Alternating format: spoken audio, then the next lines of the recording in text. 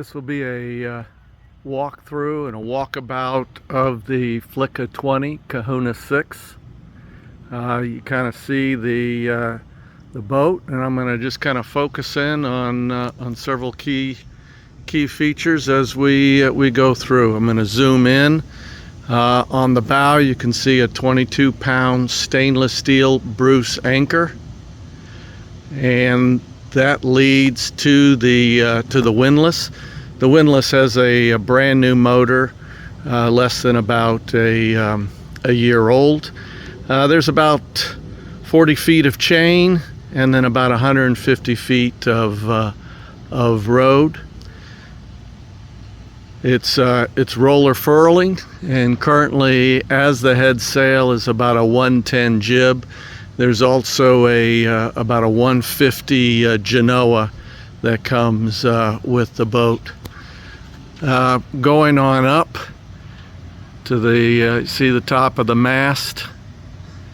On top of the mast is a wireless wind instrument that talks directly to the Garmin chart plotter.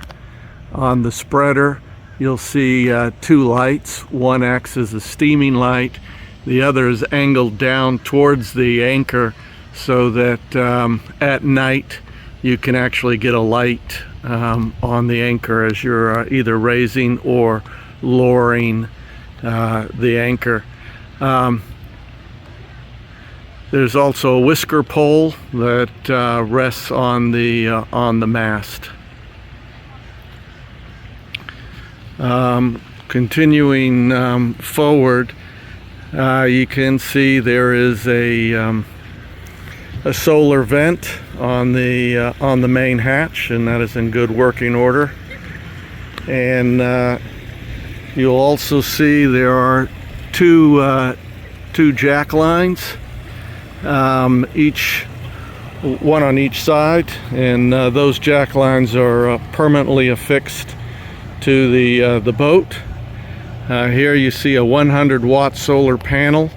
It's mobile. It's got an extra long cord to it that will allow it to be repositioned in various angles, and either to port or starboard, in order to catch the best sun. Continuing to the main sail, it does have a sail cover in very good condition, and it also has a pair of lazy jacks.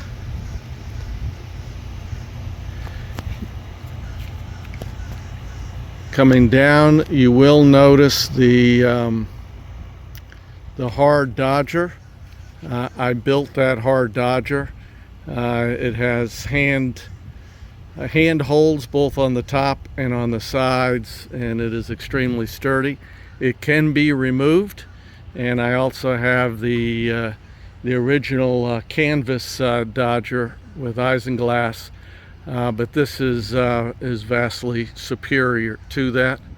On top of the dodger, you'll see that there are two fender boards to be able to assist in docking.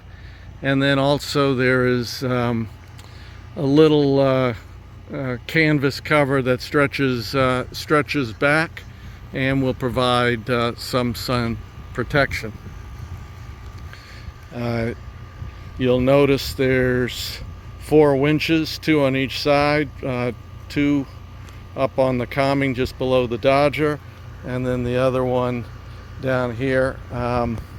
I actually never use this winch. I do use the winch on the other side just to assist in reefing and in raising the mainsail. Heading aft, you'll see the sail bags, you'll see the GPS. There is also a little block there for a small outboard dinghy motor. I currently use an electric motor not included with the boat for the dinghy, and it fits there, and I didn't have any issues during a 12-day cruise. For its main propulsion is a 6 horsepower outboard Tohatsu Sail Pro motor. This thing is specifically designed for sailboats. It's probably got 6 hours on it, and it'll push the boat easily at about 5 knots. You'll see the little solar arch. It is not to be confused with a davits. It is designed just to carry the solar panels, a spare anchor, the flag pole that you can see without the flag, but it is not built to sling a dinghy underneath it. Continuing into the cockpit, you will see these cockpit switches.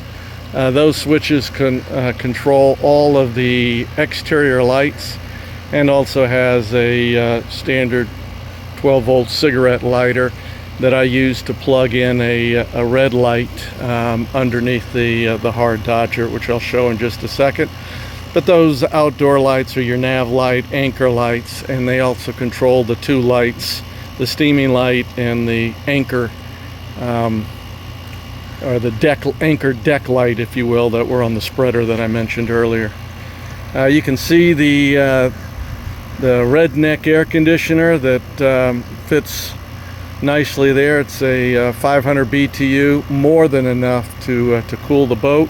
Uses about 500 watts of electricity. So with the house bank at around 7,200 watts, you could run it for 8 hours if you're on a day sail, and then you'll need to plug the boat back in to recharge the house bank. Continuing into the cockpit, you will see the fuel tank, a couple of extra fenders. There's some sail bags on the starboard side. Again, you'll see the extra winch and the red and green reefing lines, and then also going forward you can see the jack line there as well. One of the advantages that the hard Dodger gives you a couple little pockets for storage. Great for cell phones. I normally kept my sailing gloves there, and any other thing, spare knife, air horn, etc. And then to the top you can see the red light that's got a cigarette lighter that plugs into the cockpit electrical panel.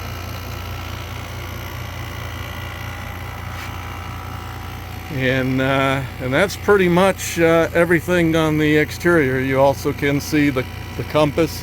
It is not lighted, so works great in the day. At night you pretty much got to shine a light on it to be able to see. The boat does come with 2 doors. The doors must remain open when the air conditioner is in, but the air conditioner is real easy to remove. You can see how it's framed with this little board, and that board, just like a regular companionway board with the AC, will just slide up and out, and it takes about 30 seconds to remove or to install the air conditioner. I'm 6'1" and 215 pounds, and I can climb over the air conditioner to get into the boat. But if you were taller or much heavier or with limited mobility, it'd be pretty difficult to get in and out of the boat with the air conditioner in, and you'd want to remove it each and every time you wanted to get in. Again, it's a 30-second process to do.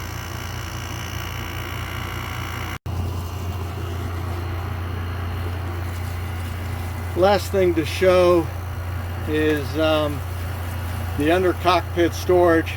Here's a good look at the house bank, the two AGM batteries, and then as you pan to starboard, you can see the storage. Just to kind of get an idea, the depth is about 3/4 of the way to my knee, so that's about 18 inches of depth. I have put a Tack-A-Cat dinghy rolled up, and that'll fit underneath if you want to put your dinghy there. But it's whatever you want to do. And then on the starboard side is a single lazarette, and you can see two more of the water bricks, mast climbing kit if you want it, some spare ropes, and here are the waterproof boards, manual bilge pump, and the boat will come with a brand new 30 amp shore power cord as well. Okay, here's a look inside the cabin. I'm starting showing the companionway with the air conditioner in. One thing to note is these boards are not watertight, so they're just used to primarily keep the boat cool at anchor. I do have the regular companionway boards to make the boat watertight. If you were doing some rough sailing, then you wouldn't have the air conditioner in. It's easily stored, and both on the boat or of course off the boat.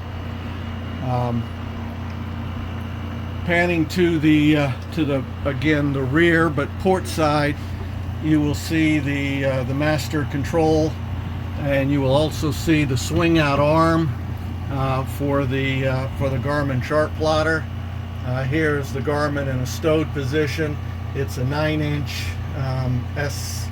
SVX, I believe, is the title. And again, the wireless wind instrument talks straight to that. Below, heading back to the I guess the rear berth if you want, I do have a little 12-volt car refrigerator freezer. It is dual controlled, so it can operate both as a refrigerator and a freezer, or either a refrigerator or just a freezer. Little tough to see heading straight back. There is some additional storage, but against that side wall is also the main electronics. You can see the blue box. That's a Victron 48 volt 12 volt 3000 watt inverter charger that provides battery charging for the house bank.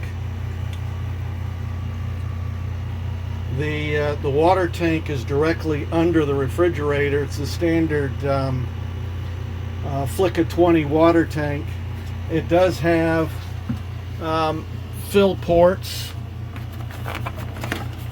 You can kind of see it right there underneath the refrigerator.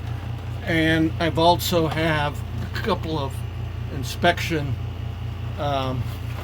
ports to enable cleaning. But with the refrigerator in place and full of groceries, filling water becomes an absolute pain.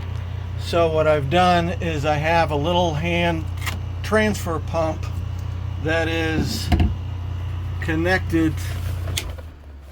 Oops, accidentally turned off the power. Connected into the water tank, and I fill I fill the water tank manually using the transfer pump with water bricks, 4 of which are included with the boat, and I'll show you a couple of those. The ports are all new. They're all watertight and in very good working order. I say new, they're probably 5 years old.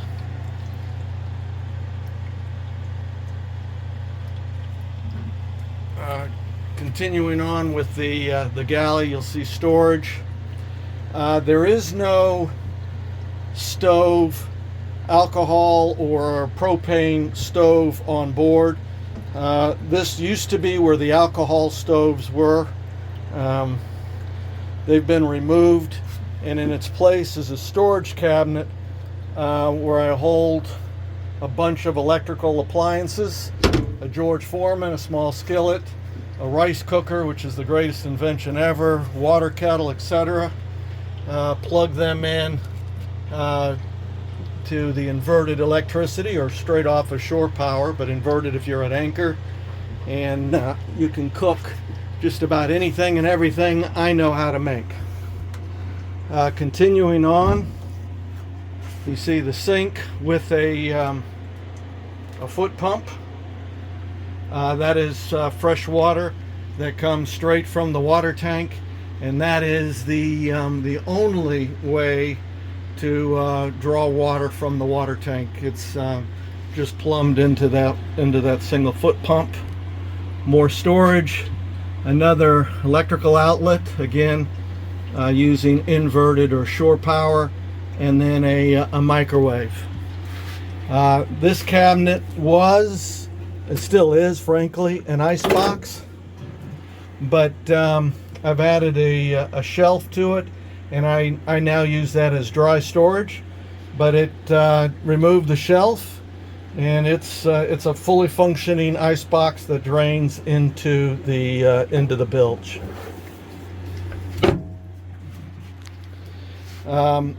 Here you'll see the flip-up table. That table is on heavy-duty brackets, so there's no need for the old pole that used to go there into the floor and prop it up. You just use the brackets and release the 2 brackets, and the table folds down, goes down.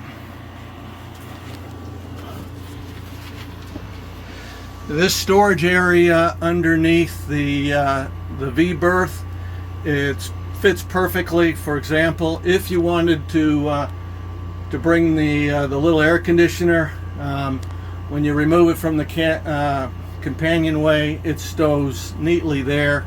I've also used that area to store additional water bricks. The upholstery is approximately 3 years old. Custom done by a professional. Heading into the V-berth, there's a little cargo net for additional storage.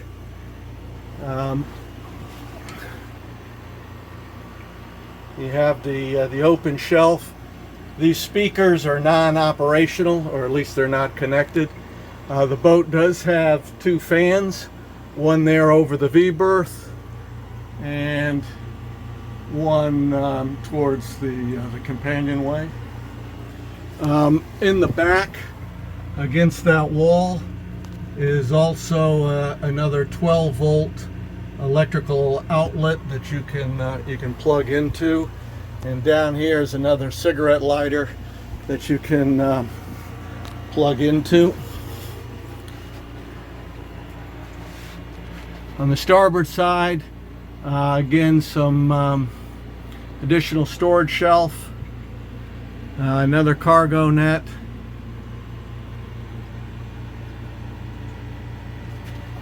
storage behind the curtains, behind the cushions, and of course under the seats.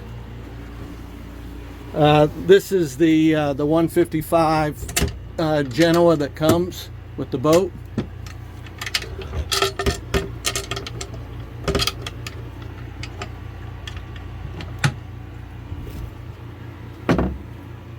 In the forward storage, this is the symmetrical spinnaker.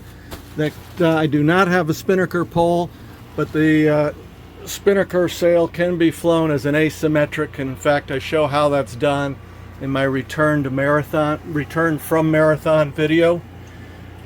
Spare life jackets, and there you can see 2 of the water bricks. Each water brick carries approximately 3.5 gallons. You can actually stack 3 high in that location. And you can see the solenoid for the windlass. There's both a manual or a wired remote and wireless remotes for the windlass. Again, coming back, looking at the galley, additional storage, pretty standard Flicka fare. Want to kind of focus just below the companionway, just below the air conditioner. These are 2 steps that I made. They still have the original set of stairs that will come with the boat, that if you prefer, just remove these steps and you can go back to the original set of stairs. You can actually see the brackets that are still there. Remove the first aid kit, and right behind this curtain are the 2 house bank batteries. They are 12 volt 300 amp lithium batteries, each one. They take up part of the space where the old diesel motor was, but there's still plenty of room for storage in that cavity.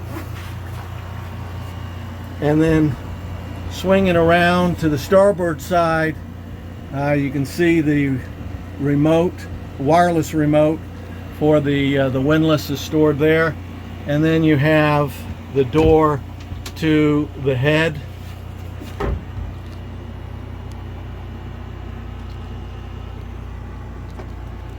The head has a brand new Seaflow portable toilet. It's brand new, never been used. The one I used, I'm not including with the boat, but it is a product that, especially for a single person, works great. And then where the old holding tank used to be, it's now storage for a variety of things. Again, you can put more of those water bricks back there for additional water storage, or really anything you want storage.